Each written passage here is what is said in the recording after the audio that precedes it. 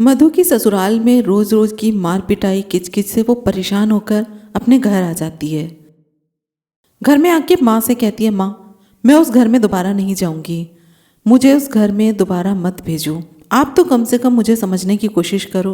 दम घुटता है मेरा वहाँ, कोई नहीं समझता मुझे। अपने स्वाभिमान की रोज रोज धज्जियाँ उड़ते हुए देखकर भी मैं कैसे रह सकती हूँ उस घर में। माँ कहती है, अरे परेशानी क्या है तुझे, किस चीज़ की कमी रखता है तेरा पति, भूखा तो नहीं मार रहा ना तुझे। मधु ने जवाब दिया, क्या भूखी सब कुछ होती है माँ, मेरा मान सम्मान और स्वाभिमान कोई मायने नहीं रखता। ऐसी रोटी किस काम की जिसमें सम्मान ना हो। इतनी देर में पिताजी वहां पर आ जाते हैं और गुस्सा में आग बबूला होकर कहते हैं, 2 अक्षर क्या पढ़ लिए, हमको सिखा रही है। क्या कमी है तेरे ससुराल में, रोटी रोटी होती है, जब भूख लगती है तभी खाई जाती है। इसका मान सम्मान से कोई लेना देना नहीं, चुपचाप अपने ससुराल जाओ। तेरे कारण मेरी दोनों छोटी बेटियों की शादी नहीं हो पाएगी। लोग कहेंगे कि बड़ी बहन तो खुद पीहर में आकर बैठी हुई है, पता नहीं छोटी कैसी होगी। अपने पिता के मुंह से ये सब बातें सुनकर मधु चुप रह गई और उसकी माँ भी कुछ नहीं कह पाई। पिछली बार भी यही हुआ था और अब की बार भी वही हुआ। मधु के पिता के सामने किसी की भी नहीं चलती। जो खुद भी ऐसे इंसान रहे हों वो दूसरों की भावनाओं को क्या समझेंगे। वहीं मधु का पति रमन और उसकी मां कुटिल मुस्कान के साथ मधु की तरफ देख रहे थे।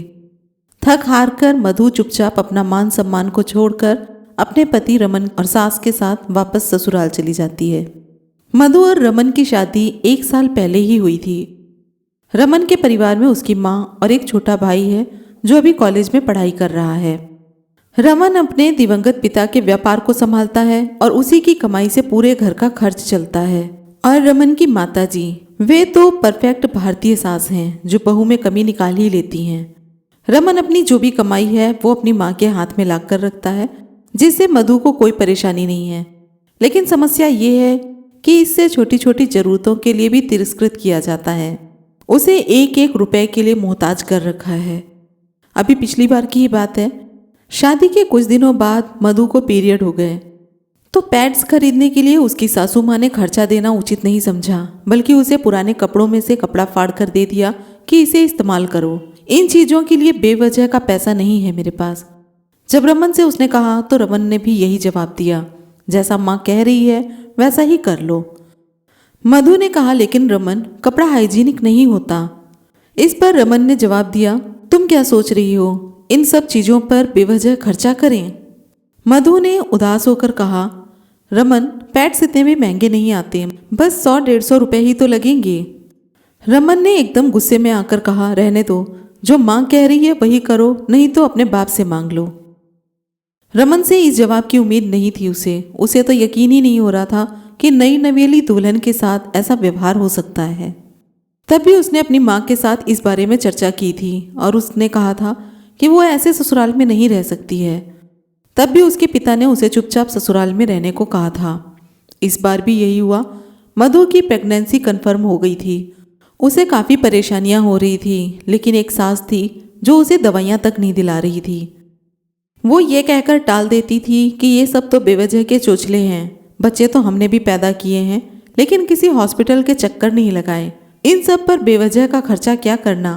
इन्हीं सब बातों से परेशान होकर मधु अपने मायके आ गई थी। पर इस बार भी उसके पिता ने यही जवाब दिया कि कम से कम तुझे भूखा तो नहीं मार रहा, और उसके स्वाभिमान की धज्जियां उड़ाकर उसे वापस वहीं भेज दिया।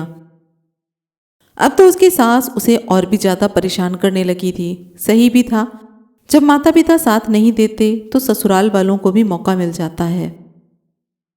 जैसे तैसे उसने अपनी प्रेगनेंसी का टाइम निकाला, लेकिन ठीक से ध्यान न रखने के कारण उसने एक मरी हुई बेटी को जन्म दिया।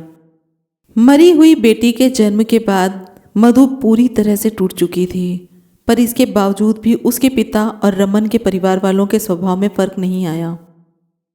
मधु को समझ ही नहीं आ रहा था कि उसे क्या करना है। इतनी हिम्मत भी नहीं थी उसमें कि अलग हो जाए। वो बीमार रहने लगी और आखिरकार एक दिन उसने आत्महत्या कर ली। कोर्ट कचहरी के चक्कर लगाना उसके पिता ने ठीक नहीं समझा, क्योंकि उन्हें अपनी 2 छोटी बेटियों की जिम्मेदारी भी पूरी करनी थी और उन्होंने उनके ससुराल वालों के पक्ष में ही जवाब दे दिया कि मधु अक्सर बीमार रहा करती थी, इस कारण से उसने आत्महत्या कर ली। मधु ने अपनी जान से हाथ धोया, लेकिन किसी को भी कोई भी फर्क नहीं पड़ा। कुछ दिनों बाद रमन की दूसरी शादी हो गई और वो खुशी खुशी अपनी दूसरी बीवी के साथ रहने लगा। जरूरी नहीं है कि कहानी का यही अंत हो, दूसरा भी हो सकता था। रमन और उसकी माँ सुधर भी सकते थे, उसका पिता भी सुधर सकता था। रमन और उसकी माँ सुधर नहीं सकती थी तो भी मधु के पिता मधु के लिए मधु की तरफ से गवाही दे सकते थे कि उसने आत्महत्या क्यों की, पर उन्होंने ऐसा नहीं किया क्योंकि मधु की 2 बहनें और थी जो कि उससे छोटी थी और उनकी शादी करनी थी। इस कारण उसके पिता ने मधु के ससुराल वालों के खिलाफ कोई भी गवाही नहीं दी। ये कहानी लक्ष्मी जी ने लिखी है और वो खुद कहती हैं कि कहानी को चाहती तो मैं दूसरा मोड़ दे सकती थी, लेकिन सच्चाई यही है और इस सच्चाई को वो बदलना नहीं चाहती हैं। अगर आप हमारी खुद की सोचें तो बहुत ही अच्छी लगी है और बहुत ही खूबसूरती से इसे प्रस्तुत भी किया गया है, क्योंकि आज के समाज का आईना है ये कहानी।